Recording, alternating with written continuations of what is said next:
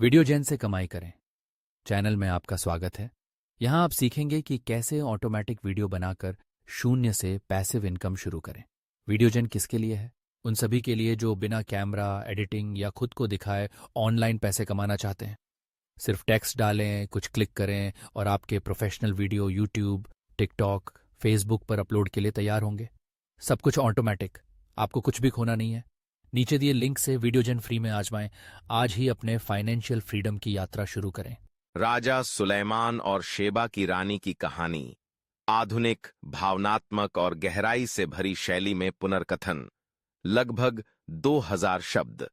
बहुत समय पहले इस्राएल की पवित्र और प्रसिद्ध भूमि में एक राजा राज करता था जिसे संसार का सबसे बुद्धिमान व्यक्ति माना जाता था।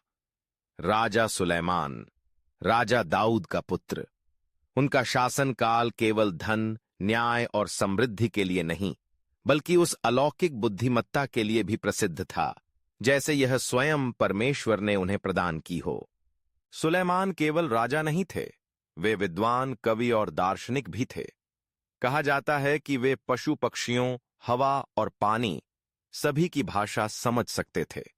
उनकी अद्भुत बुद्धिमत्ता की चर्चा इस्राएल की सीमाओं को पार कर तपते रेगिस्तानों और प्राचीन व्यापार मार्गों को लांघते हुए दक्षिण की ओर बसे एक समृद्ध साम्राज्य शेबा तक पहुंची। शेबा की रानी, एक युवा, सुंदर, बुद्धिमान और महत्वाकांक्षी महिला, काफी समय से राजा सुलेमान की ख्याति सुन रही थी। लेकिन वह केवल सुनी सुनाई बातों पर विश्वास करने वाली नहीं थी। उसके भीतर एक प्रश्न सुलगता रहा। क्या यह संभव है कि कोई इंसान सच में इतना बुद्धिमान हो? इससे पकी बीपुब्राहा कहा। इस प्रश्न का उत्तर पाने के लिए उसने एक असाधारण निर्णय लिया। अपने भव्य महल को छोड़कर ऊंटों के काफिले के साथ यरूशलेम की लंबी यात्रा शुरू की। उस काफिले में सोना, गंधराज, कीमती उपहार और सबसे महत्वपूर्ण ऐसे जटिल प्रश्न थे जिनका उत्तर केवल एक सच्चा ज्ञानी ही दे सकता था। एक नियत भेंट जब उसका काफिला यरूशलेम पहुंचा तो पूरे नगर में उत्सुकता की लहर दौड़ गई। नगरवासियों ने ऐसा वैभवशाली दृश्य पहले कभी नहीं देखा था। रेशम से सजे ऊंट, सुनहरे वस्त्रों में दासियां, चांदी की कवच में सैनिक, और उनकी रानी शेबा अपने सिंहासन पर विराजमान, आंखें जैसे काले हीरे, मुखमंडल राजसी और रहस्यमयी। राजा सुलेमान को दूर से ही यह आभास हो गया था कि कोई विलक्षण आत्मा आने वाली है। जब वे भव्य सभा कक्ष में मिले तो क्षण भर के लिए जैसे समय ठहर गया। यह कोई साधारण भेंट नहीं थी, यह दो महान बुद्धियों, दो गहन आत्माओं का संगम था। जैसे दो दूर दराज नदियां मिल रही हों और जानती हों कि यह मिलन अविस्मरणीय है। बुद्धि की परीक्षा। रानी धीरे धीरे आगे बढ़ीं, दृष्टि तीव्र लेकिन सौम्य। हे महाराज, मैंने आपकी अनुपम बुद्धिमत्ता की कई बातें सुनी हैं। क्या मैं आपकी परीक्षा ले सकती हूं? विरोध के लिए नहीं, सीखने के लिए। सुलेमान मुस्कुराए। उनकी आंखों में वैसी शांति थी जैसी किसी शांत झील में होती है। यदि आपके प्रश्न सच्ची जिज्ञासा से हैं तो मैं तैयार हूं।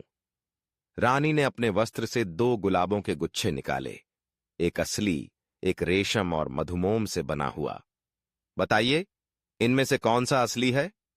सभा में मौन छा गया।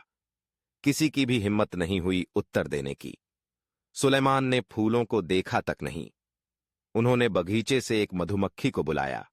वह उड़ती हुई आई और बिना हिचकिचाए असली फूल पर जा बैठी। रानी मुस्कुराई और सिर हिलाकर प्रशंसा जताई। इसके बाद उन्होंने कुछ दार्शनिक प्रश्न पूछे।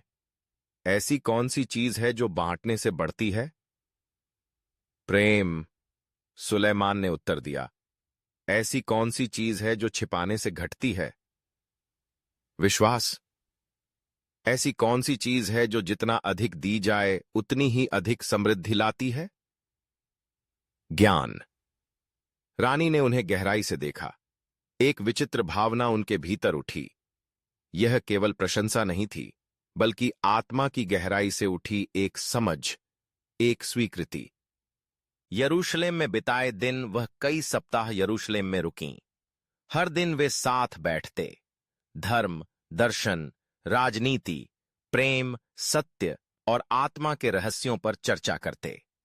रानी ने कभी नहीं सोचा था कि कोई इतना गंभीरता से सुन सकता है, और सुलेमान ने भी पहली बार पाया कि कोई स्त्री इतनी बौद्धिक गहराई से उन्हें चुनौती दे सकती है। वे साथ में दाख की बगीचियों में घूमते, पहाड़ियों से सूर्यास्त देखते, मोमबत्ती की रोशनी में कविता पढ़ते और कभी-कभी बस मौन रहते, जैसे उनकी आत्माएं कोई अदृश्य संगीत गा रही हों। एक रात तारों भरे आकाश के नीचे रानी ने धीरे से कहा, मैं आपको परीक्षा देने आई थी, लेकिन अंत में मुझे ही सबसे अधिक सीख मिली। आपकी बुद्धि केवल उत्तरों में नहीं, आपकी विनम्रता और करुणा में है। सुलेमान ने कुछ क्षण तक उन्हें देखा और बोले, जो दूसरे की आत्मा में झांक सके वह वास्तव में एक लंबी यात्रा पूरी कर चुका है। विदाई और एक मौन रहस्य। जब रानी विदा हुईं तो दोनों जानते थे कि उन्होंने अपना एक अंश एक दूसरे के नगरों में छोड़ दिया है। कुछ बातें होती हैं जो शब्दों में नहीं कही जा सकती, फिर भी वे हमेशा जीवित रहती हैं। कहा जाता है कि वे अपने राज्य लौटीं तो गर्भवती थीं। उनका पुत्र मेनेलिक आगे चलकर इथियोपिया का पहला सम्राट बना। उस वंश को सुलेमान का वंशज माना गया, एक ऐसा वंश जिसमें बुद्धि और ईश्वरीय आशीर्वाद दोनों थे। राजा सुलेमान भी उस मुलाकात के बाद पहले जैसे नहीं रहे। वे अधिक गंभीर हो गए, अधिक आत्ममंथन करने लगे। उनके कविताएं और अधिक मार्मिक और गहन हो गईं। लोगों का मानना था कि शेबा के प्रति प्रेम ने उन्हें यह सिखाया, सच्ची बुद्धिमत्ता केवल सही उत्तर देने में नहीं है, बल्कि सौंदर्य, सत्य और करुणा से प्रभावित होने की क्षमता में है।